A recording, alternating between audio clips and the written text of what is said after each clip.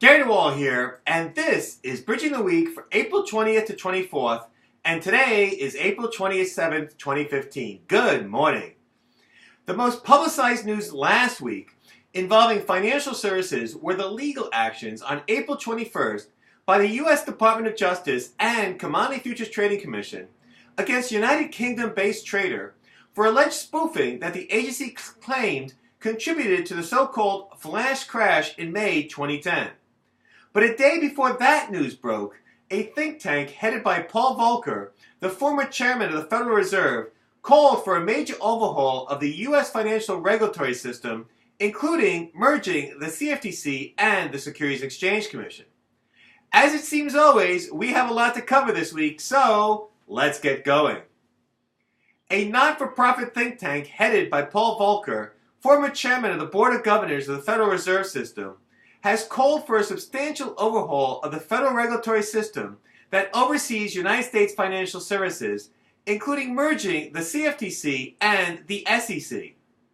Claiming that the oversight of U.S. financial institutions is highly fragmented, outdated, and ineffective, that's a quote, the Volker Alliance issued a report last week that recommended the creation of a so-called Twin Peaks model of regulation.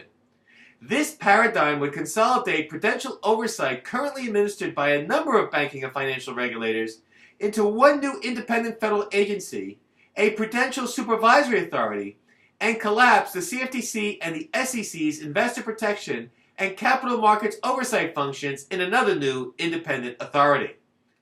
Under the Volker Alliance's proposal, both the Federal Reserve and the Financial Stability Oversight Council would retain many of their current functions.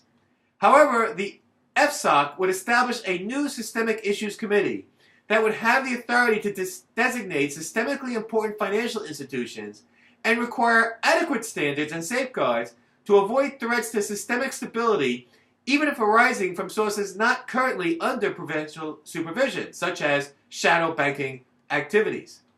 The new Prudential Supervisory Authority would take over prudential supervisory functions currently performed by the Federal Reserve, the Office of the Control of the Currency, which would be eliminated entirely, and the Federal Deposit Insurance Corporation, related to most banks and the biggest financial institutions, and by the CFTC and SEC regarding broker-dealers, future commission merchants, and other financial entities currently under the supervision of the two regulators.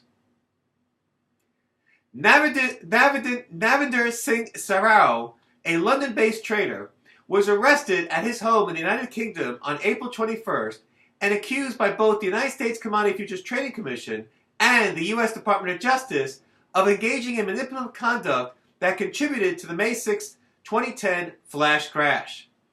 In a civil lawsuit filed in the United States Federal Court in Chicago on April 17th, but not made public until April 21st, the CFTC charged Mr. Sarao and his trading company, Nav Sarao Futures Limited, with engaging in spoofing and layering activity involving E-mini S&P futures contract traded on the Chicago Mercantile Exchange for the purpose of disrupting the market in order to facilitate related trading that netted him profits in excess of US $40 million. The alleged wrongful trading occurred between April 2010 and April 2015.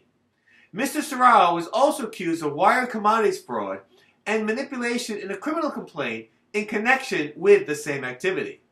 This action was filed in a U.S. federal court in Chicago by the Department of Justice on February 11th and also made public on April 21st, shortly after Mr. Sarao was arrested in his home in London.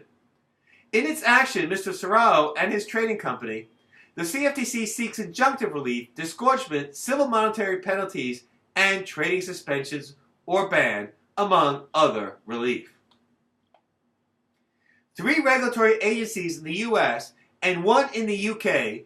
filed and settled charges against Deutsche Bank AG and 1 subsidiary related to their alleged systematic manipulation of London interbank offered rate and foreign exchange benchmarks on numerous occasions from 2003 through 2011. As a result of such actions, Deutsche Bank agreed to pay aggregate fines in excess of $2.5 billion US. The 4 government agencies, the U.S. Commodity Futures Trading Commission, the U.S. Department of Justice, the New York State Department of Financial Services, and the UK Financial Conduct Authority, alleged that the bank often considered its own proprietary positions when making the bank submissions to LIBOR and Euro interbank offered rate benchmarks. On occasion, charged the regulators, Deutsche Bank traders also helped traders at other banks manipulate LIBOR for US dollar, Japanese yen, UK sterling, Swiss franc, and Euribor for their firm's benefit too. The CFTC claimed that, quote, Deutsche Bank's traders were able to accommodate and facilitate the attempts to manipulate LIBOR and Euribor for years because Deutsche Bank lacked internal controls, procedures, and policies concerning LIBOR and Euribor submission processes and failed to adequately supervise its trading desk and traders, end of quote. According to the CFTC, the bank's problematic conduct continued even after it requested Deutsche Bank to review its US dollar LIBOR submission practices in April 2010. The European Securities and Markets Authority is seeking input to better understand investment products that utilize cryptocurrencies, meaning virtual currencies, such as Bitcoin, as well as the use of a distributed ledger, meaning a blockchain technology, in connection with cryptocurrency investments.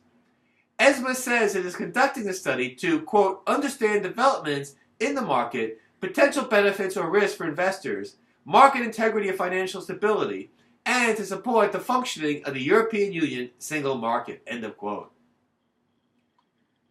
And finally, a subsidiary of Bank of America Merrill Lynch was fined over 13 million Great British pounds, or almost 20 million US dollars, by the UK Financial Conduct Authority for a host of reporting failures from November 2007 through November 2014.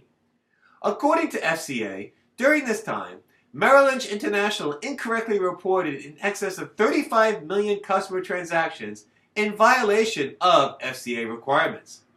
Among other errors alleged were misidentifying the counterparty and client on transactions, reporting incorrect trade times, incorrectly reflecting trades as buys or sells, not including a maturity date for equity swaps, and not reporting at all some derivatives trades.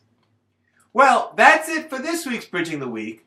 As always, there is more information in each article, and more articles on the article version of Bridging the Week on the website. Check it out. Until next week, this is Gary DeWaal. Have a great week, and of course, ciao!